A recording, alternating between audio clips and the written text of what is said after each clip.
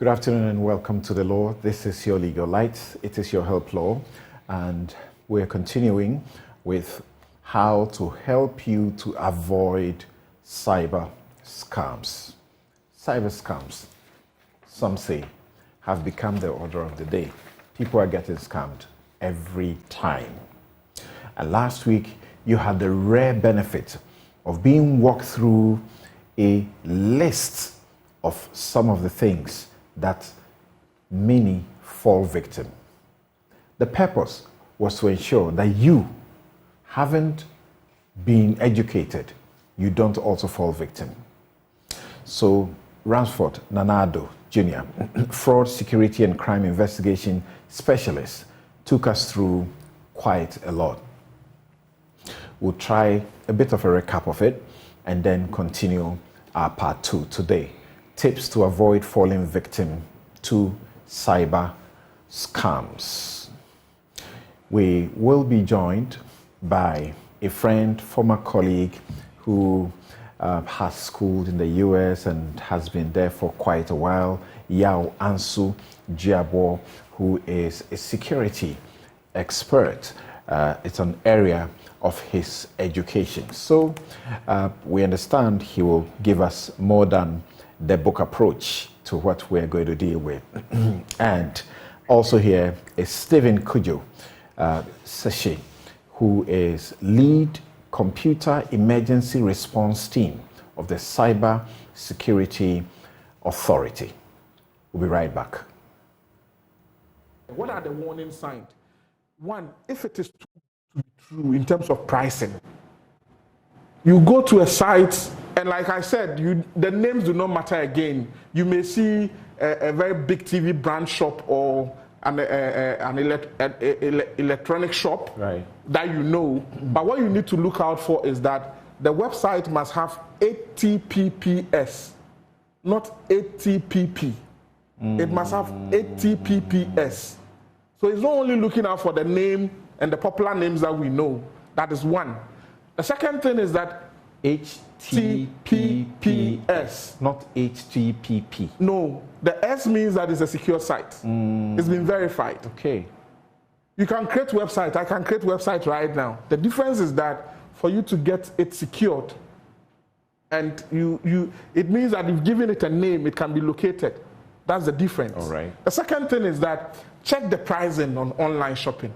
If it is too good to be true, a 75-inch TV, smart TV with remote and the wall hang being sold for $1,400, this should tell you that you are on your way to trouble. Okay? That's why you said greed. Greed. These guys focus on human tendency to trust and then the human beings who are greedy. Advance fee basically would let you part with money. It can be a lottery, you have won something. So remember I mentioned that one, the social engineers would abuse the human tendency to trust. And human beings are trust beings. So they make you believe that, okay, there is some investment somewhere and you just need to start with something little, you're going to redeem. The next one is inheritance scam. Yeah. You are there and you are contacted. About some of these things. But you see, ask yourself, how do you sit all of a sudden and somebody calls you and tell you things that will make you believe them? The social engineers would do their research. They follow you. It is a full-time job. They do research on you. They look at where you go. So typically, let us say that you visit a joint to go and eat or the mall, and you take pictures of yourself and you post it. They get to know that, okay, hey, this is where this gentleman visits. If you eat and you put your favorite meal there, they know that this is what he likes. If you are somebody who is crazy about agriculture, they tell you that, hey, there is a 10-acre or 100-acre land somewhere in the eastern region, and we need people who are like those of you who believe in agriculture to come and invest in. So they just basically study you, find information around you, and tell you what you want to hear. You buy into it, and then the scamming begins. Now, within the advanced fee fraud, there are so many of them. Cars that, congratulations, you have won something. You did not partake in any lottery. but you've been contacted that you have won. The next thing that makes you vulnerable is greed. For you to fall to the advance fee fraud, it is greed. Now, the next thing is that if you have a call like that or a message like that, and there's a sense of urgency for you to act, it's a warning sign. Right. So last week we served you a great, delicious meal of what to look out for. And he spoke about what we said didn't seem to sound like your usual 419 or thing. Social engineering. That's what these people are into. We spoke about the advance fee fraud, the land fraud, rent fraud, the lottery, they build trust in you first of all, and then once they build the trust, they exploit that trust after they've built it in you. You know, romance scam, how it goes. So yes, romance scam and greed and a sense of urgency is what drives it, because you are greedy and then they come to you with a sense of urgency for you to do what they want. The unsolicited messages that they bring to you. And we're told to use this as the scam test. Scam, the word scam. Using that as the scam test. S, when it seems too good to be true, it clearly isn't true. C, contacted out of the blue, unsolicited messages. Please don't fall prey. A, asking for personal information. They will ask you for personal information. Why would anybody need your personal information? And the M in the word scam. Money is being requested. They request money. That is the scam test that you have to pay attention to if you want to avoid these things. So let's get to the Cybersecurity Authority to begin to appreciate once again what is it that from their perspective they have over time been issuing a lot of statements, warning, giving us alerts about how people intend to undertake these fraudulent activities. What are the commonest forms of cyber fraud that they know exist here in Ghana that we should be careful and pay attention? Steve. Thank you, Samson. Pleasure to be here. Thank you. So we are grateful that you made time to be here. Great. So as a Cybersecurity Authority, one of the key measures or key mandates we have is around creating awareness. So if you look at our Act 1038, Section 3, there's a mention of creating awareness within the public. And to support this, we have what we call a point of contact. So this point of contact is essentially like, you can think of it like a help desk. You call us on various channels, 292, you have a WhatsApp line as well. You call us and tell us what issue you have, whatever you've experienced in the cyber world which has harmed you, and then we try to help you out. So this mechanism helps us to identify the kinds of attacks people are experiencing. So back to the question you were talking about, online scams are one of the greatest things we have. We've been running this since October 2019 with the POC, and on top of that list is online scams. Examples, one of the common ones are shops. So someone will call and tell us that I saw this online purportedly for a certain shop, and then they asked me to pay for this, it will be delivered.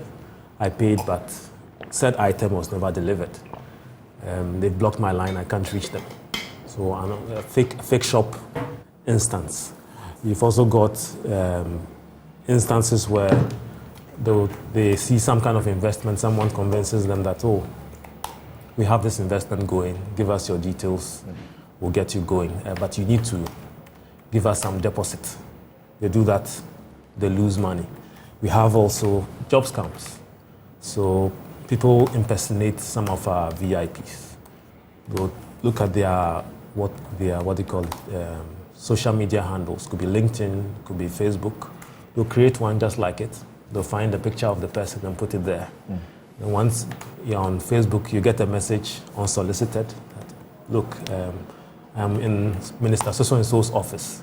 I can help you get a job. And because we know our job situation, people who are likely to follow up. They do is, okay, well, you need to apply for this form. We'll give you this link. Go there, enter your details, send out this amount of money on mobile money. The money goes, the job never arrives because it doesn't exist.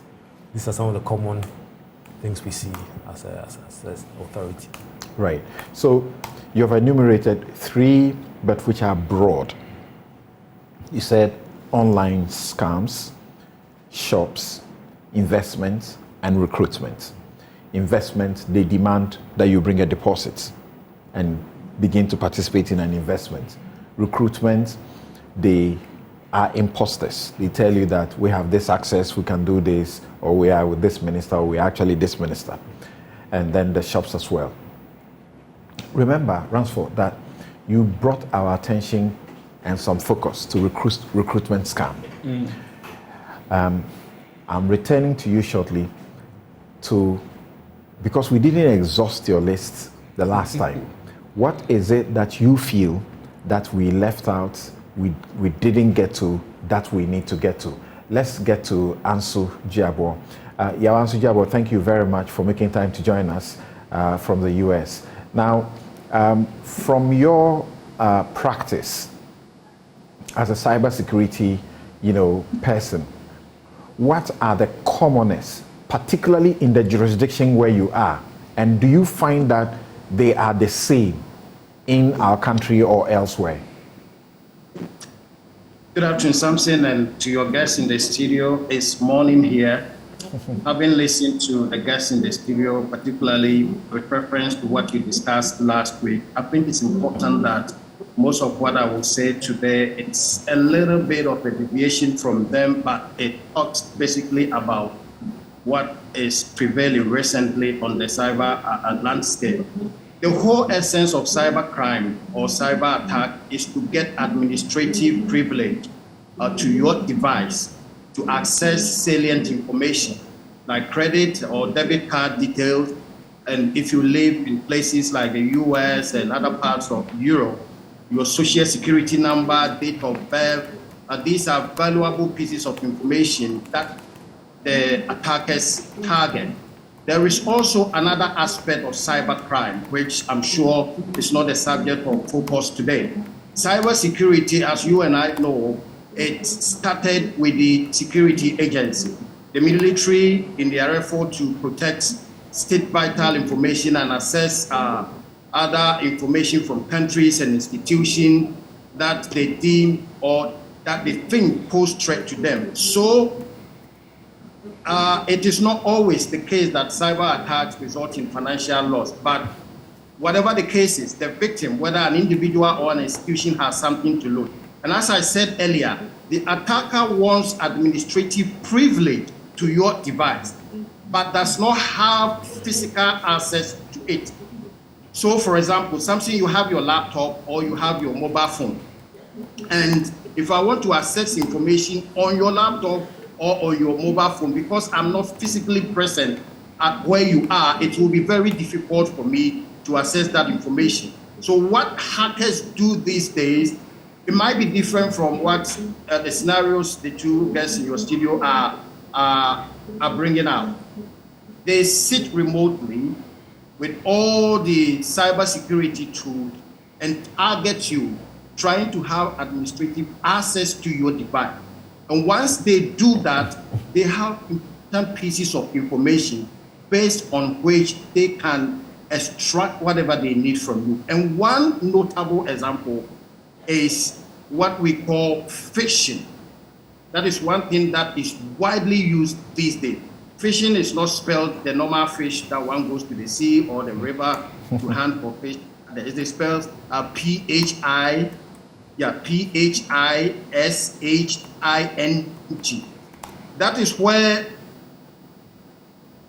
you receive emails, or these days it has been transformed into text messages and others. You receive email from seemingly recognizable institutions that look more like, for example, Bank of Ghana. Coming from Bank of Ghana, they send you email. So if you don't pay proper attention to it. They are requesting some salient information like your date of birth, and if you live in places like US and elsewhere, they are looking at your date of birth, they are looking at your social security number. So with the phishing, once you click on the email, there are links that you are led to, and those links are infected with malware.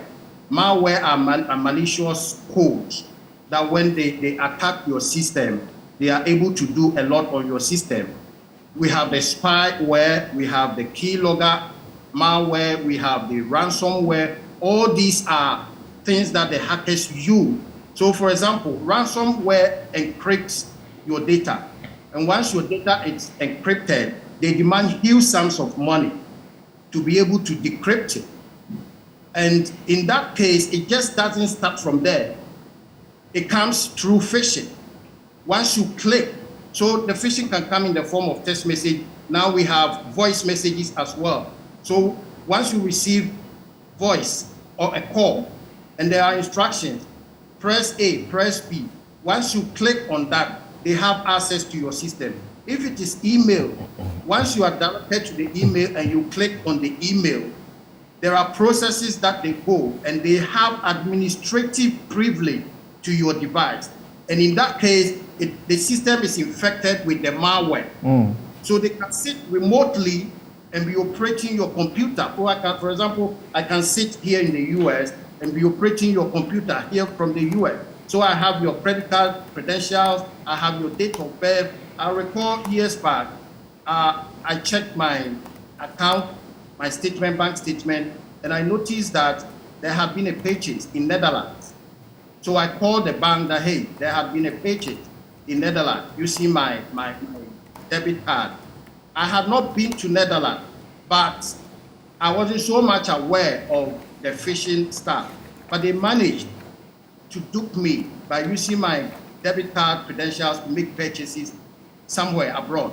So one notable example is the ransomware. It's a malicious malware. When it is infected in your system, they have access to that. They are able to retrieve information. And through the same phishing, there can be spy malware. The spy malware, once it infects your system, a hacker or a bad actor is able to retrieve information either from your mobile phone or from your computer. We also have the keylogger malware. The keylogger malware can also affect your system through phishing. And as I said, phishing is one notable way of infecting malware on your system, i.e. your mobile phone or your computer. And what we have also noticed recently is what we call dictionary attack.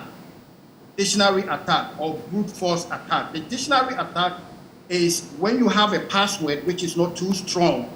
So usually we encourage that your password should be a mixture of upper and lower cases and some symbol.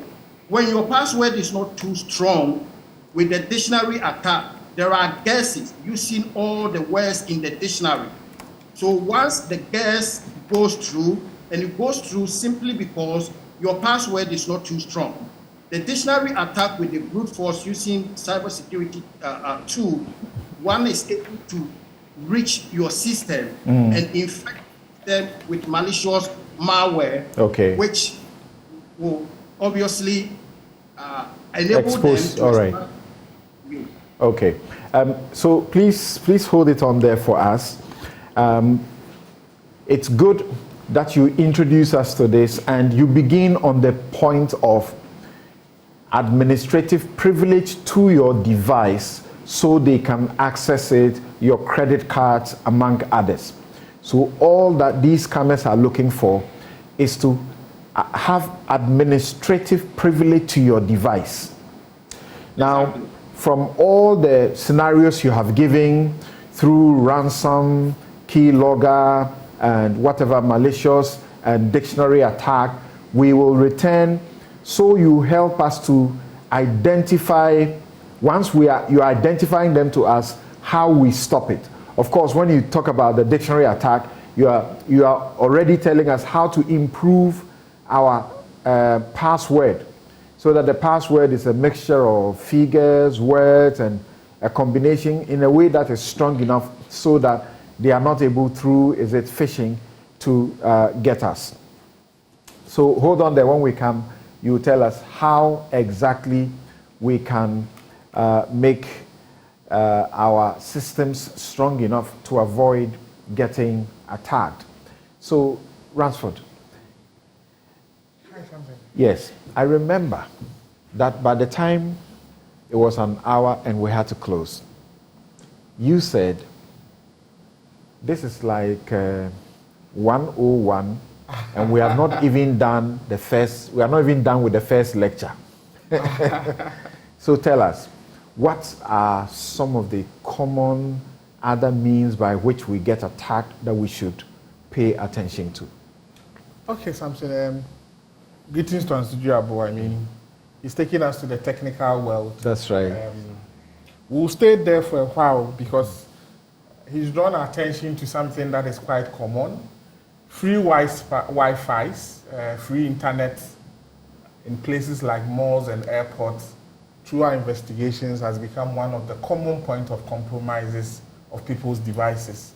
Whoa. And so you get to a place, you think that, okay, so this is Joy FM and free hotspot or free Wi-Fi, and people like free things, so they connect.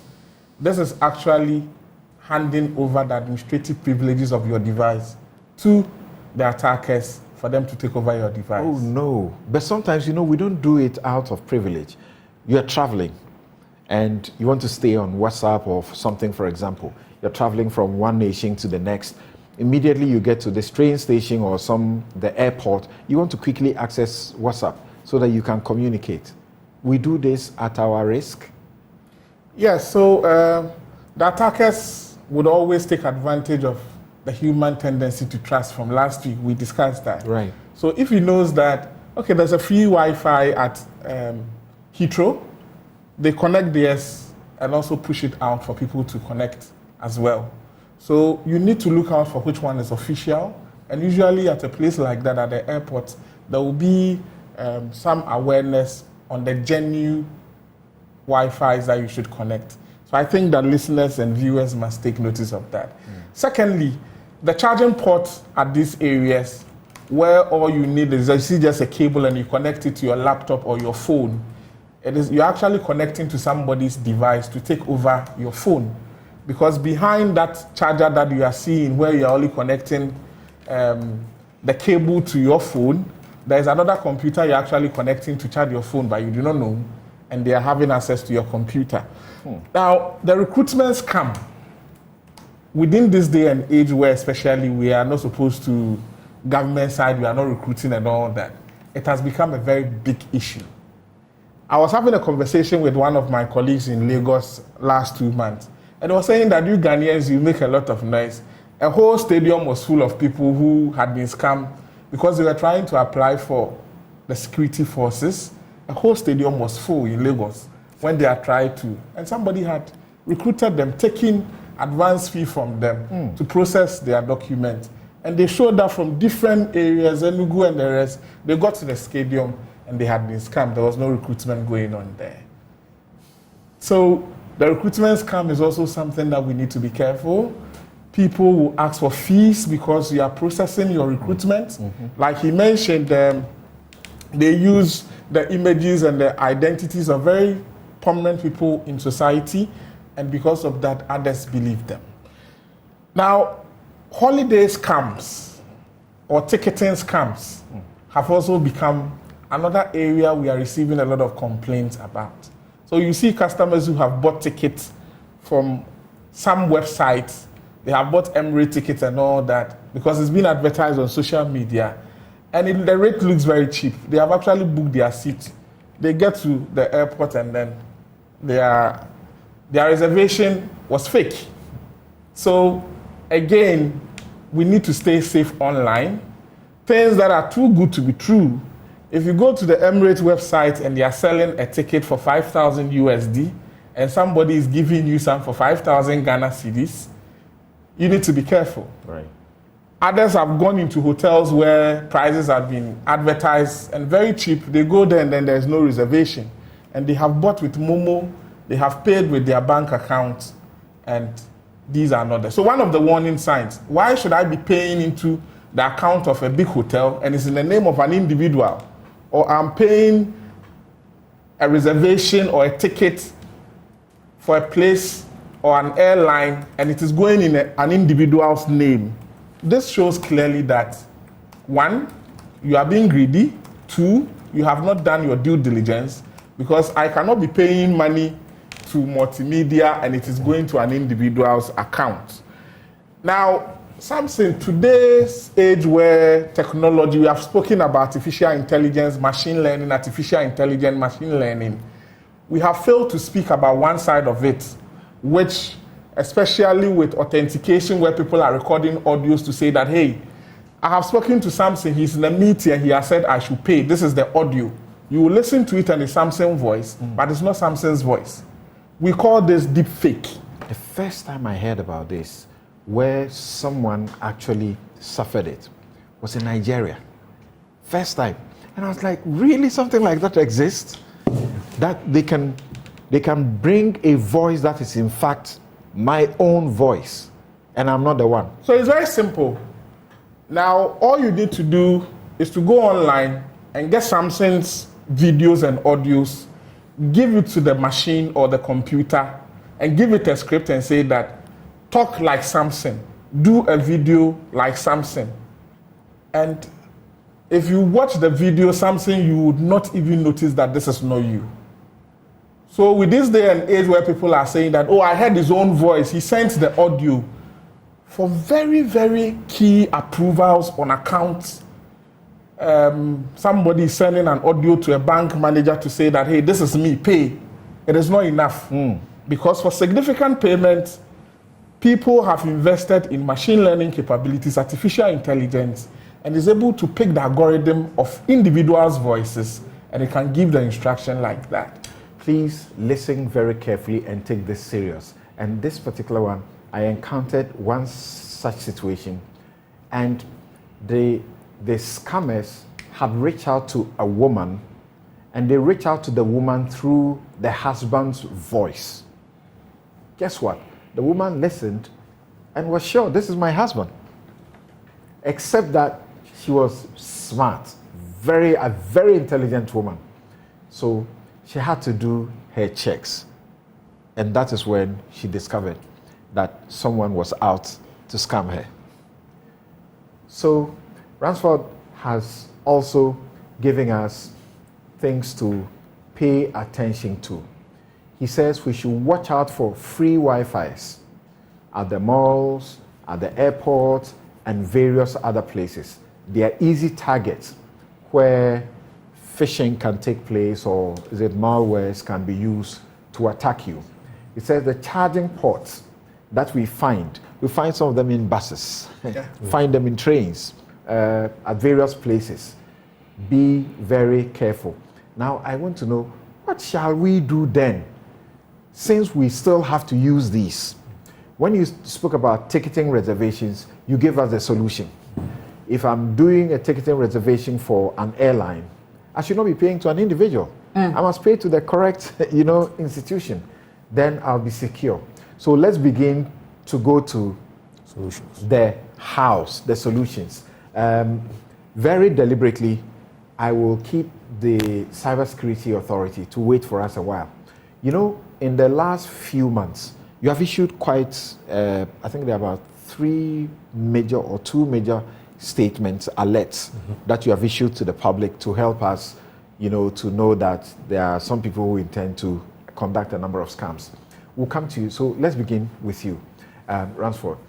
So you tell us ticketing reservation, this is how we can secure ourselves. How about the charging ports and then the free Wi-Fi's that we need anyway? How do we secure our devices? So Samson, I mentioned that, at the various airports, even if you go to Kutaka, remember they said I had to do a registration online and link my COVID vaccination card. That's correct, and all that. yeah. And the airports had actually advertised the official Wi-Fi by where the officials were sitting. That's right. So you need to be careful. If Heathrow or Murtala Airport in Nigeria is advertising that we have a Wi-Fi, you should see it boldly displayed there. Do not go and scan and go and pick a scam. Do not go and scan on your own. There is an official one that has been advertised. Stay to it. For that of the airport for Ghana, for Murtala and the rest of them, they have this mandatory video that will show once you log. Exactly. But can that also be counterfeited? So everything is possible now. I mean, with deepfake coming in now, everything is possible. But as much as possible, the ones that have been advertised is my surest bet that if you go to a hotel or you go to the airport, those Wi-Fis that have been displayed, that this is the one that the hotel is giving to you, please stick to it. Now, you need to pay attention to every detail of the characters that they put, because the scammers can also do something similar, and you're going to connect to a fake one. So be careful of you going on a wild speed to go and scan for free Wi-Fi. All right. Scan the one that has been given to you as official Wi-Fi and stay away from scams. Thank you. The charging port, is there anything we can do about that? Yes, carry your power banks when you are moving around. Okay, carry your power banks. Okay. Because if you have the ones with the head, where you have the small box, it's okay. But the one where you are seeing a cable and you don't know where the cable is taking the source from, you may be connecting to somebody's PC that is supposed to download everything with the speed of light. Immediately you connect to it. Right. And I saw one video, very scary, and there was a gentleman doing a demonstration on how you use the port, and for all you know, your every vital information has been taken. Well, I say fished. Is that what you fished? Yeah, fishing, right? Good. So, you had also, giving us this list of the attackers having recourse to ransom, malware, keylogger, malicious. I'm sure all of these all belong to the company of malicious malware. And then you have the dictionary attack, which you have already given us the solution, how to prevent it, by making sure our passwords are strong enough by a combination of words and figures and so on. Ransford took us from where you left off and asked us to watch out, because free wireframes can also be used to attack us and do phishing and so on. How do we avoid the ransom attack, the keylogger attack, and the rest of them? To add a little bit to what Ransford said with regards to the free Wi-Fi. Now, when it comes to free Wi-Fi, there is what we call man-in-the-middle attack. So, for example, I sit here, I want to log on to the internet. There is somebody who has identified some vulnerabilities and has attacked the website. So, this is how websites work. So, I put in the request, it goes to the server, it brings me results. So the man in the middle attack is in the middle, and he redirects what you are requesting, because he has managed to identify some vulnerabilities within that website. So to avoid that, if you want to stay entirely out of trouble, make sure, as Ransford said, avoid free Wi-Fi. Things that we don't have freebies like that. If it says free this, free that, you should have to ensure that it comes with a cost. What we also encourage is that, for example, when a software is developed, the vulnerabilities are not immediately known.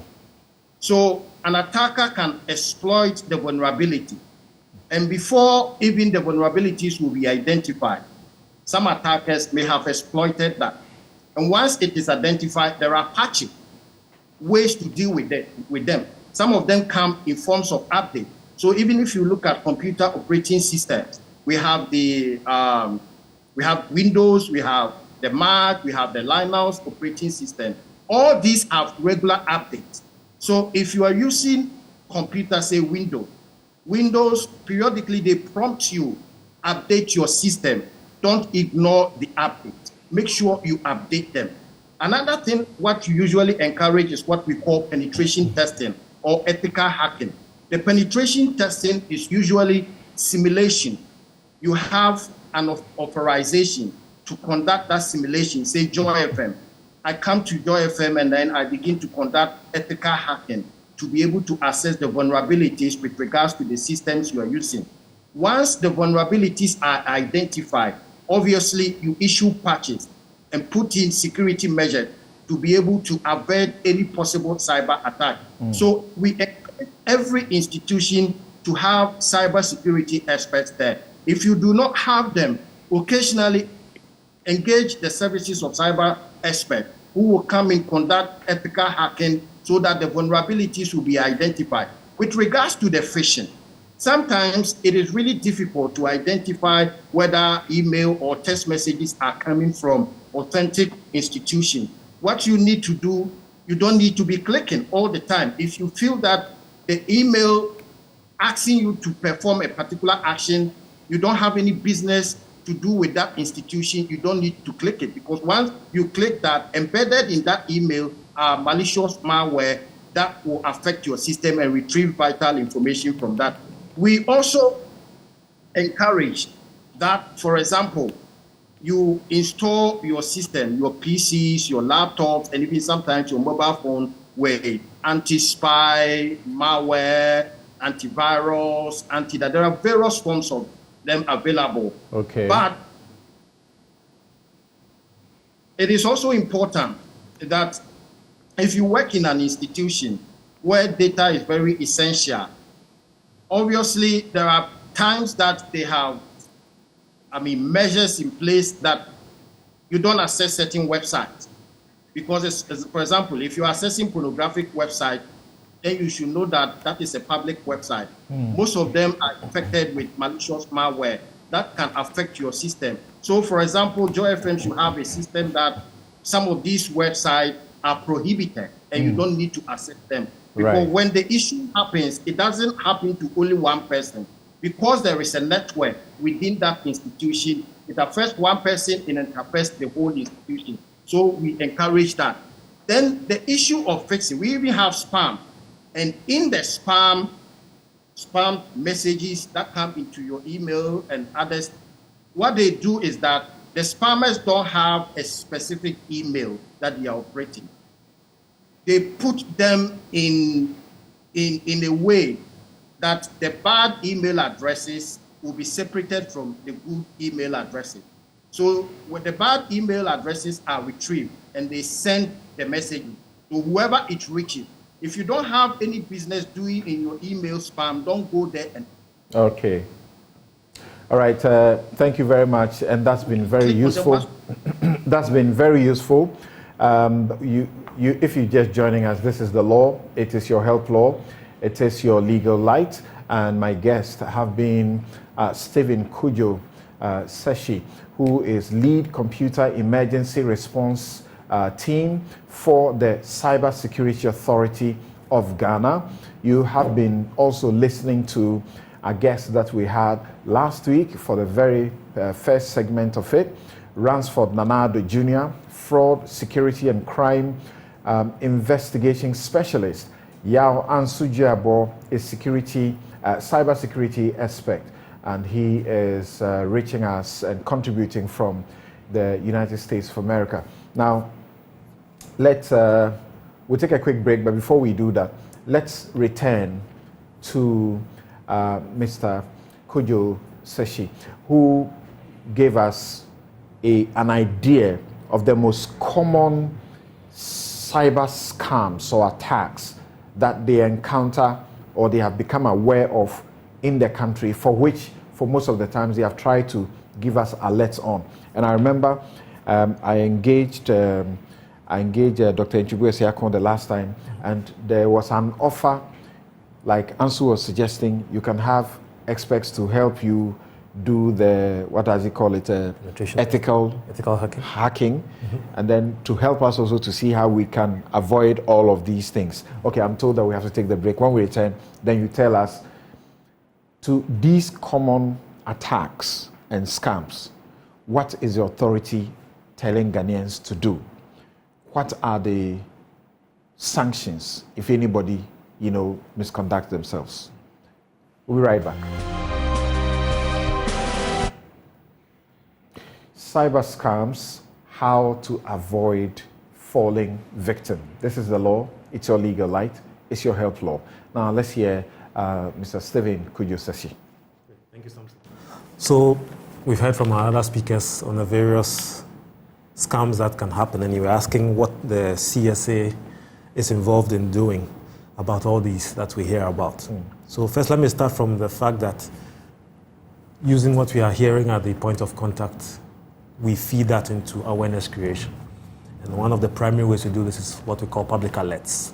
Now, the whole idea is, by our mandate, is to make sure that all walks of life, public, government, business, what have you, are aware of these risks. They understand how they work, and then they also then understand what they are supposed to do about it. So I can give you an instance, for example, a few months ago, someone decided that they created a crafty story around the fact that, times are hard, and one of our former presidents is giving you a certain amount of money. They created a website, and then when you go there, they take your personal details. But of course, the money never comes. So once we picked it up, what we did was, as an authority, we don't work alone. We are in a collaboration with other agencies. We're in collaboration with other organizations like ours in other countries, because cybersecurity is borderless, essentially. Right. So we're able to examine the site and then make sure it's no longer available for people to be scammed by. What we also see is that when it comes to big occasions, your Easter, your Eid, your Val's Day, your Christmas, that is when online scams, they boom, because they know everybody's looking for a deal or the other. So what we have taken to do is... So like the first one you mentioned, the shopping. Yeah. That booms during festivities. And we must be careful about that. Okay. Watch out for, because they'll take the logos of your brands, create something. You spoke about that last week, right? Yeah, I did. You have ordered a pizza. You thought that it's coming from a popular pizza joint, only for you to pay the money, and then you say you'll be holding your Coke. Still holding the Coke. All right, yes, Kujosesi. Good. So those occasions are prime time for activities like this. So we make it a point to release reminders of all this stuff, due diligence. So you want to buy something from a shop online. It's not just a matter of I saw it online and then I send physical location. Does this shop have a physical location that you can find them at? Call back whichever number it was to be sure it's actually the shop, not somebody's private number. These are the basic things. And as you began with, if you are not too sure, call the Cybersecurity Authority. Yes. 292. Yes. 292. That's it. Call us on 292. Send us an SMS on the same number it will come. 292. You call Cybersecurity Authority, or you just send them an SMS. 292. That's not a number you should forget. If you are not too sure about what is going to happen to you, you see something suspicious, you have received an unsolicited message asking you, you have issued alerts and cautions to us about investments and these banking business things in the recent times. We understand that your outfit will issue another alert on romance scam. I understand that is coming actually tomorrow. Sure. Right. Yes. So we study the environment, we see what's happening, and then we keep our public up to date. The idea is keep everybody educated. Right. I mean, we do other things like what we call capacity building. So we can come to your organization, especially the government-based organization, to give them this kind of awareness training. We even take it down to high schools. So, our children, everybody is digital now. 10 years ago was not the case, but now they are. So making sure they understand what these things are. So institutions, schools, corporate, commercial, private, public can contact the Cybersecurity Authority and ask you to come to their premises and help their staff and everybody else to be empowered on these matters? Yes, we can collaborate with them to do exactly this. All right. So please, you heard that. That's really some very good news. Of course, Dr. Nchibia Sako had mentioned that to us the other time here on the show, but this is a reinforcement. Pay attention to that. And the number is 292. You call or you send a message. If you are not too sure that something will come. Now we know that on WhatsApp, we get a lot of the attack there. WhatsApp, and other social media platforms. We'll get to Ransford to help us with looking out in that direction. Who is on the line with us? Hello. Yeah, good afternoon. Yes, please, what's your name again? My name is Chief Mwakibia. Okay, you're calling from where? Yeah, the number the guest dropped, no? I want to know if it's a globally number. Yeah. The number 29292. Yeah, 29. Is it a globally? Once you are not, yes. Yes. Is it globally or only for Ghana? To all networks. If you have any, you are unsure about anything, just call it or send an SMS. Okay, thank you very much. Yes, as we take some more calls, Ransford, what's up? These days, some stuff, Bitcoin, something, plenty. You are there in a group page, then they come in there. So all we do is simply block the person who sent block them. We don't report. That's the whole thing. I think that we need to get to a point where we get interested in reporting these things. That is how they are going to build a trend. That is reporting them to who? To the Cybersecurity Authority. That's how they're going to build a trend to issue the alert. If you are not reporting these issues, and I can tell you on authority that less than 10% of these things get reported. Yes. As to why people do not report is a different conversation altogether. But indeed, we need to be reporting this. So WhatsApp takeover has also become a chronic thing. It has become an everyday affair now. And I would want to deal with the preventive. The first thing is that if you're on WhatsApp, you should be able to look at your privacy settings. Who and who can even see your DP, your display photo. And then you also may want to look at your second factor authentication, which is, if you like, a pin on your WhatsApp alone. Because if anybody takes over your WhatsApp, and at a point in time, let's assume this morning a lady's phone was snatched, and the guys actually have the WhatsApp access, and they are sending messages to people to send Momo to other numbers. Oh, yeah, this is Kwame, I'm stranded in town, my phone is about to go off, send money to this number, and people are falling prey to it. And the biggest control is for you to put a second factor authentication on your WhatsApp. A second factor authentication on your WhatsApp, and Kwame was mentioned. Hello, Kwame. You are not the Kwame we are talking about. Go ahead and talk to us. That's fine. Well, the thing is, in as much as this is a great public awareness outreach or program, I have a feeling that you're all missing the key point here, because the most scam, as I see it, in Ghana, is on our TV stations. It's what? It's on the TV, not even on the internet, but on TV, because there are so many programs that are telling young boys and girls that they can give them money, they should send money, and they'll get this money, and so on and so forth. I can scan through over 35. I counted 35 different TV stations that basically are offering these things. And if we sit here and talk cyber crime, but then don't deal with what is happening on TV, then it's a big joke. All right. Thank you very much, Kwame. Kwame, we'll pay attention to that on another topic. For now, we're talking cyber scams. We will talk about these false advertisements that are going on some of the television stations. Thank you very much. Yes, second factor authentication. Yeah.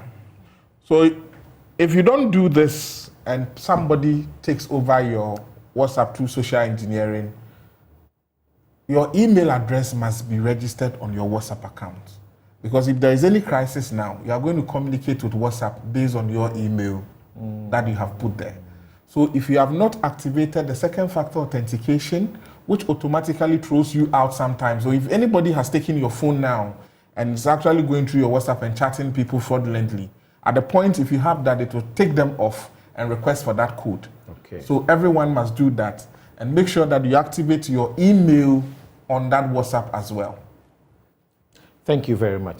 And he spoke about the fact that less than 10% of these attacks are being reported, particularly on WhatsApp and other social media networks. What are we supposed to report? The content of the attack, or the content of the attempted fraud, or the the number the person is using, and what do you do if we report to you?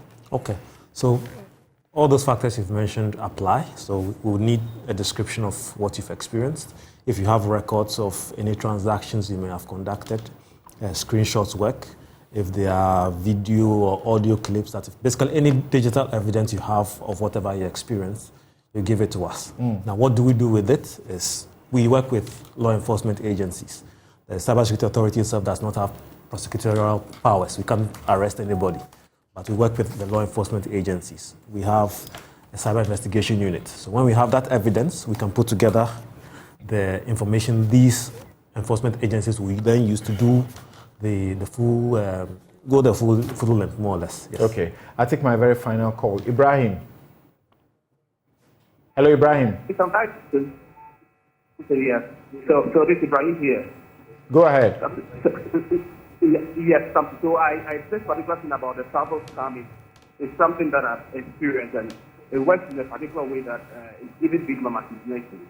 So my friend had just traveled with an agency, came back, and as soon as he came back, he took a call that yes, because we have gone on a travel with us, in case you want to travel or there's a friend who would like to go to travel, please recommend us to us. And that was the end. In fact, the timing between when they were able to know that my friend had traveled and had gotten back from the travel, and the fact that they sent an email directly to him to recommend somebody, which was me, and I ended up being scammed, was something that really beat my imagination. So what I do say is that one of the things we need to do is like airlines and stuff, they equally have people there who actually track some of these things, and they work with these cyber crime criminals. So it's something that we just don't have to be like third parties sitting somewhere hoping to implicate somebody, but even the institutions themselves have people in there who actually help people to commit that crime. Okay, thank you very much. This all time will allow us, give us an idea of the sanctions regime for some of these. So those who are involved will also know that they are in trouble once they are caught. All right, so in the Act, there are some specific crimes that are addressed. So, I mean, although we've not touched on it in the context of what you're talking about, they don't really apply, but we have sanctions specifically outlined for things around sextortion. So, taking money from someone after you've threatened them about exposing their intimate pictures or videos, there are specific sanctions for those. But then for some of the general ones we've just talked about, usually to be linked ranging from 5 to up to 25. 10, yes. Very long sentence. Hefty financial fines as well. Yes. All right. Thank you so very much. Stephen Kujoseshi is lead computer emergency response team of the Cybersecurity Authority of Ghana. And of course, you have enjoyed once again the company of the fraud, security, and crime investigation specialist who took us through a lot last week. Greed, oh, greed. Just don't be greedy. Unsolicited messages, ignore them or report. Ransford Nana Ado Jr. Today, he took us somewhere to Murtala Muhammad Airport in Nigeria, and I realized that he may just have gotten down from a flight that came from Murtala Muhammad Airport. Yao Ansu Jiabo brought that different perspective, including your cards, credit cards, because that's what they are familiar with in the US. He's also a cybersecurity expert. Yao Ansu Jiabo, thank you so very much. Thank you very much, and God bless all of you. Have a good afternoon. This has been The Law. It is your help law. It is your legal light. We'll come your way again next week.